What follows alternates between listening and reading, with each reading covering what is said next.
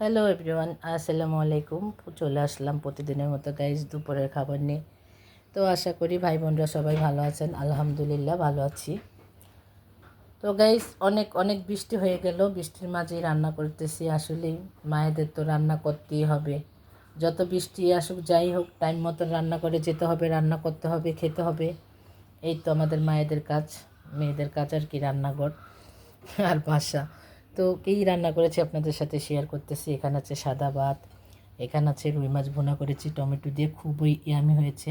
দেখেন কালারটা খুব চমৎকার হয়েছে। আর সাথে রান্না করেছি ডালটা বাগার দিয়ে টমেটো দিয়ে রান্না করেছি। দুটোটাই আজকে টমেটো দিয়ে রান্না করে, টমেটোগুলো একেবারে গলে গেছে দেখতেই পাচ্ছেন। সাথে বিলাতি ধনিয়া পাতা। এভাবে রান্নাটা আমার খুবই ভালো লাগে। এটা অবশ্যই জলপাই আচার দা খাবো ইনশাল্লাহ। তো ভালো লাগলে সবাই অবশ্যই অবশ্যই লাইক কমেন্ট দিবেন, আমার পেজটাকে বেশি বেশি ফলো করবেন। লাইক কমেন্ট শেয়ার করতে সবাই ভুলবেন না। রান্নাটা কেমন হয়েছে অবশ্যই জানাবেন। দেখেন খুবই চমৎকার, খুবই ইয়ামি হয়েছে।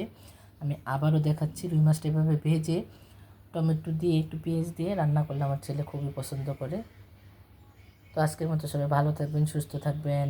আল্লাহ হাফিজ। Thank you so much for watching my video.